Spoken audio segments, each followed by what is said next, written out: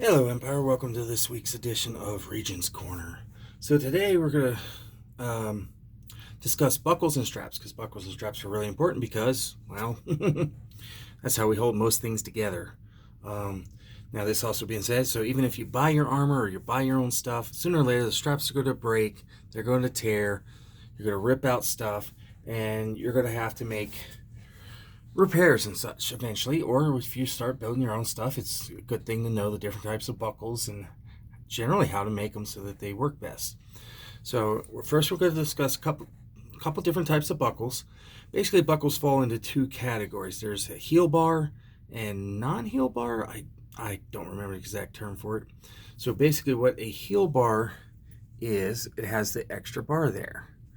For example, on this one too, you have this back piece here. So that way when you're doing your strapping, it comes in. Oh, this is not the right size. Let me get a. Oh, why do I have to? Yeah. Yeah, here, I'll just use this one. So this way, when you put your strap in, it goes there. So this allows you not to need a keeper like say you would see, say, on a belt loop. All right. Then you have the non-heel bar style, which this one happens to be a roller because it has. I like rollers for straps personally. I'm very hard on my straps, but this one, you would need a keeper on this side, and that's to keep the leather from flopping around everywhere. That's the roller. This is a really fancy non-roller, but also the same thing. There's no heel bar for it, so you have to make the keeper. So that being said, so now I'm going to set those aside. Those are too big. So mostly, what sizes do we want to use? So we're going to go up sizes. This first one here is a 5/8. I personally like to use a 5/8 inch buckle on my armor. I find it the nice Goldilocks. 3/4 is too wide. 1/2 inch I used to use a lot, and that's generally what most people will use. But I find it always be a little too narrow and dug in too much for my personal taste, but personal preference. Then you have the 1/2 inch, which I was just saying is a very common size for strapping. But they also come in a variety of other sizes. And then another one, of course, is your classic 1.5 inch belt buckle style, or also come in 1 inch is a very common thing. In fact, I also happen to have a 3/4 roller buckle, but you can see that's a big difference between that 5/8 and that 3/4. And then compare that to the 1 1/4. So this would be more for belts and big straps. This I use on my leg armor to hang my legs because it's a little more heavy duty in there. But for the bulk of my arms and shoulders and most other things, I like to use a 5/8 heel buckle. Saves me the extra hassle of having to make a keeper for it. So next we're going to talk about how to actually take a square piece of leather and get your buckle on it. There's a couple ways to do it.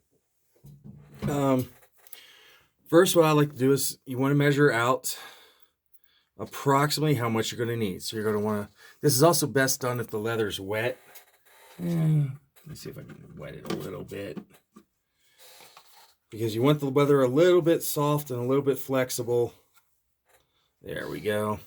Now, unlike casing leather where we want it to sit there for like 20-30 minutes to fully case, you can pretty much soak this and just dip it and go.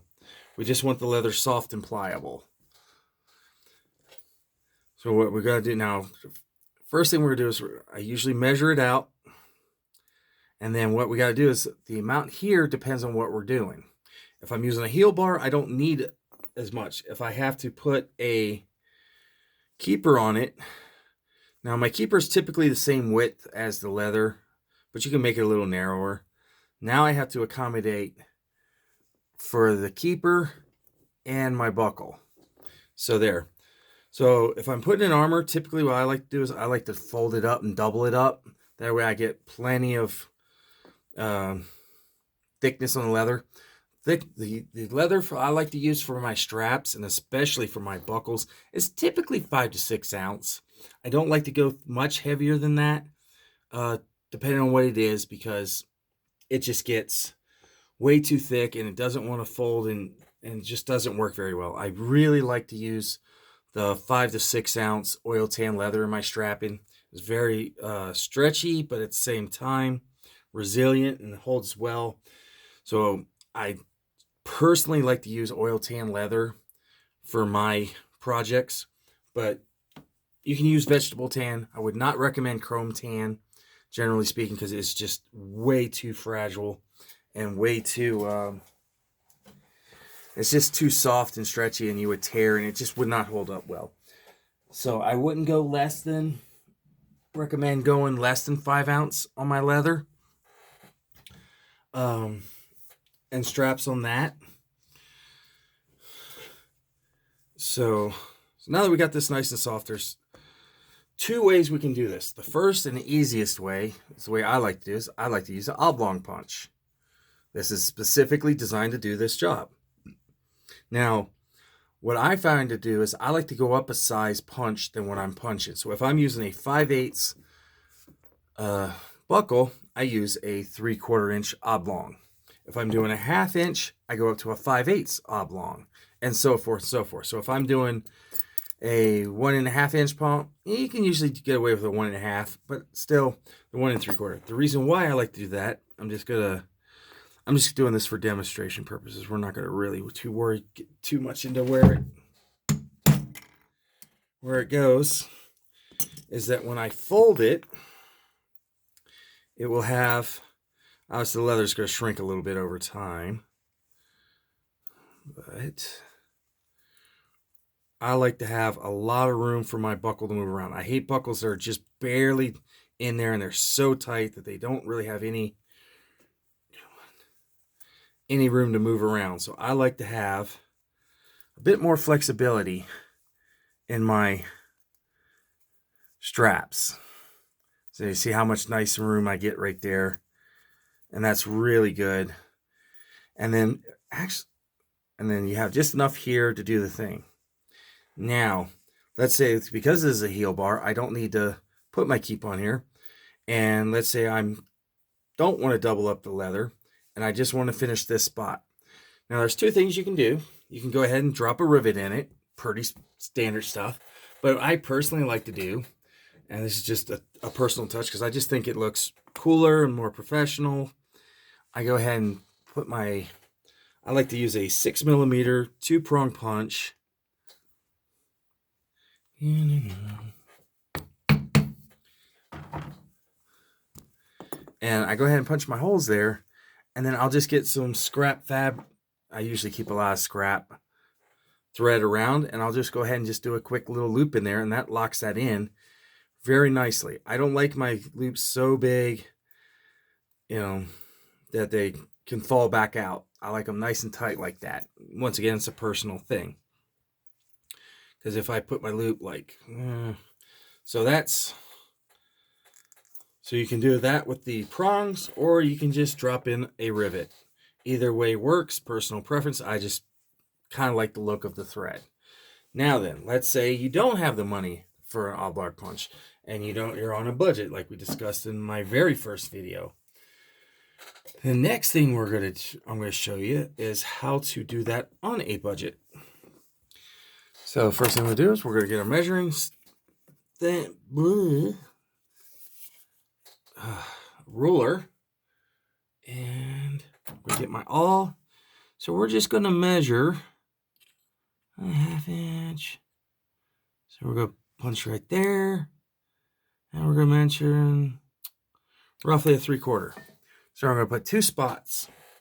Next, depending on the size hole we want to do, let's make a good size hole. So I'm going to use a 1/8 inch punch on this.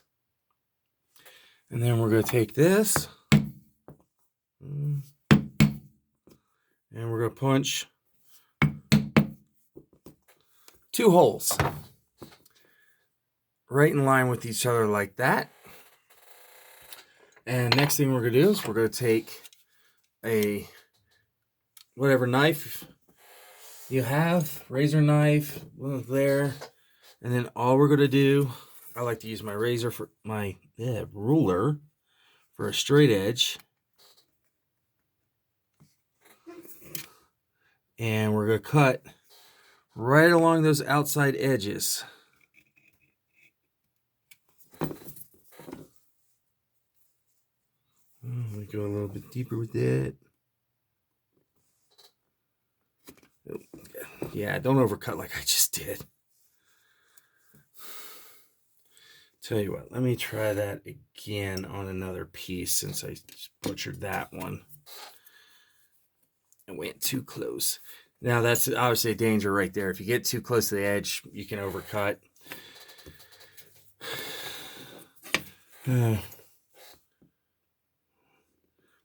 Let's go redo this, and we're gonna eyeball this. So I guess I'm gonna have to work left-handed for you guys. All right, and then I'm just gonna eyeball this one because this is just demo. But like I said, you would measure the length of how long you want it. Do you want it, like I said, 1/2 inch, 3/4, 5/8? I personally like this. Like I said, I like to go up one size bigger than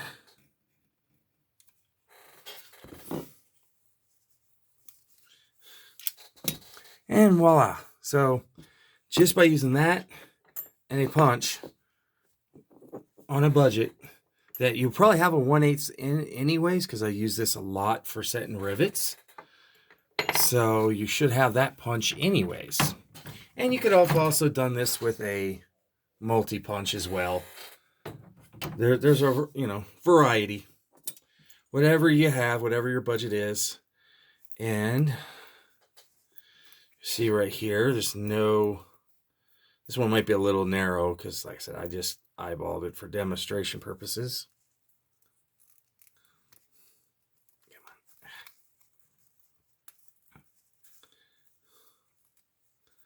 Yeah, that one's a little tighter than I would normally. Now, you don't want it that tight because obviously you need to be able to put it there. It has to be able to flex.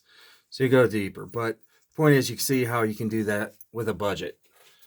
So you don't necessarily need a fancy hole punch. It's just, they're nice to have.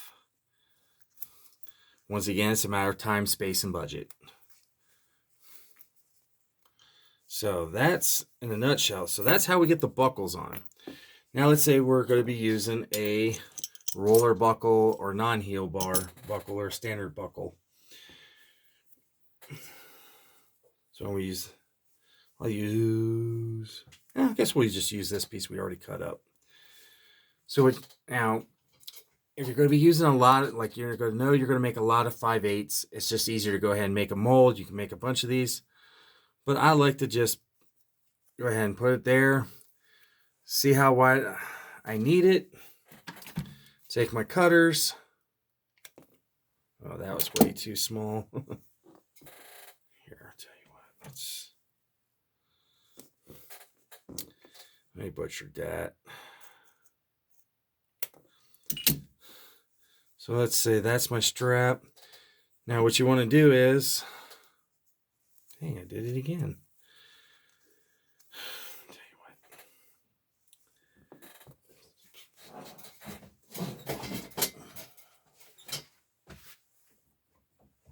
All right, here we go. Yes, even I make tons of mistakes on this. So, just a real quick. So we're just going to pop our... Now when you're using the hole punch, of course, you want it to be nice and straight. Because if you hit it sideways, it'll go sideways. So what we want to do is have enough that... So when we have that's going to go around. It's going to go around your buckle and behind that. So you have to make sure that's long enough that the piece is going to be in there and centered up. Obviously, I didn't do that properly, but let's pretend I did. So the next thing I like to do is now I like to use a very small 1/16 inch punch.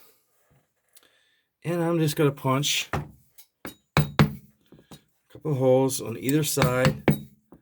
This part doesn't have to be super. The nice thing about this is going to be hidden. So there's nothing you need to be super fancy with.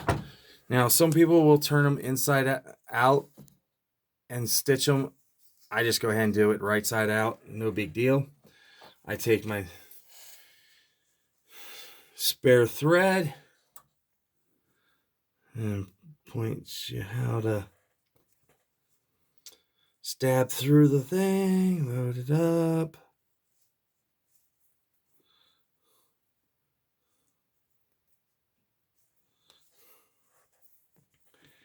And then what I'm going to do, cut that. Do this real quick. Do a demo how this. Then I do what's some people call it a corset stitch, a cross stitch.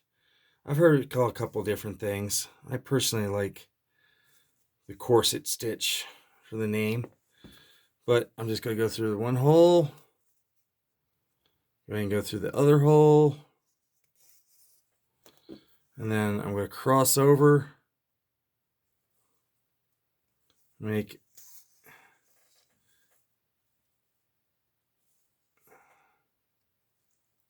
and just kind of make an X. It does not make it matter how you do it, how you want to do it. All that matters is it goes through. And you're just gonna sit there, stitch,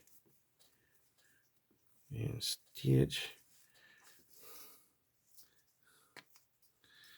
And then from there, you're just gonna, because it really doesn't matter because this is going to be hidden under the belt. And I usually do this 3 or 4 times. I like to make sure it's not going to come back apart. And then you just come back under.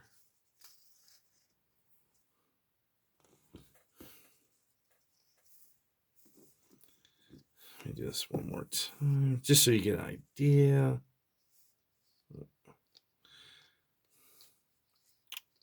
And there you go. So the nice thing about the holes versus this. Now you could do it with a brick and iron, but the holes for this is so much easier, and because it's going to be hidden, it really doesn't make any difference in that regards. And then all you're going to do is, when it's all said and done, do it however you like. It doesn't really matter. All that matters is it's tied together. And on the inside there, I don't know if you see it, but the stitch is hidden. In this case, it doesn't matter because the whole piece is going to be hidden. And then we're going to knot this off. You tie a square knot.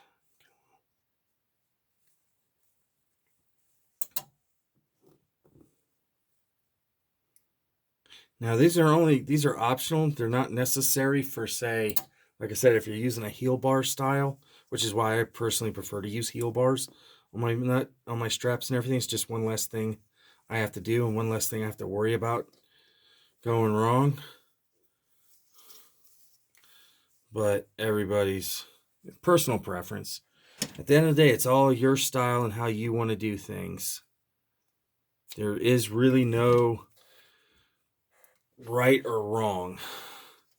And then we just set it like that. And then that should be plenty big enough. So if I were to put this back through the loop, let's see. Now I have that. This is a great way to measure, is to go ahead and make one and then figure out how much you need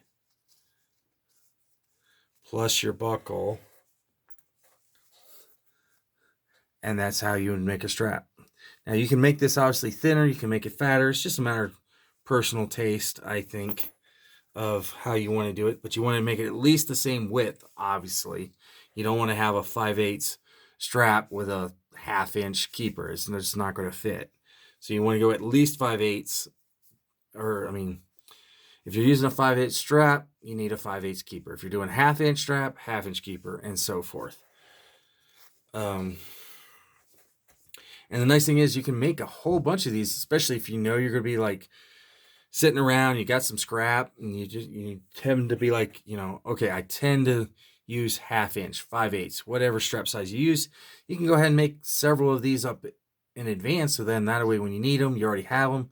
You can leave them plain and then dye them to match, or you can just go ahead and do them all the same color. So it's a great little starter thing that can, you spend 15-20 minutes practicing these, and then you could even potentially take a piece of wood that's 5/8 and use that as a template if you're really going to make a lot of them. I usually make a handful at a time, so that way I have a bunch when I go to do projects. I don't have to worry about making them. Just saves you some time down the road, and that's just a time saver space.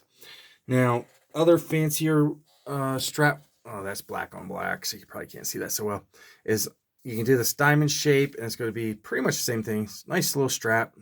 This could look really good it's a nice fancy way to dress it up. And this one you would not use, you would want to use a heel bar, because it would be set up something like that, or even one of these, a heel bar for this design, because you're not going to have the room for the keeper. So, where's the other one? So it's just different, this is another design I like to use sometimes for other things. If I'm going to get really fancy, like the front of the armor or on my torso armor, or I did one on my cloak. You can also do this on cloak, would be a really cool thing. But that is really all I have for this week's video on buckles and straps. So it's pretty straightforward deal once you know what you're doing and what you're looking for. And if you have any questions, you can always feel free to message me. I definitely read them. I'll respond if I feel like I can respond to it. And other than that, thank you for watching. And until next time, stay crafty.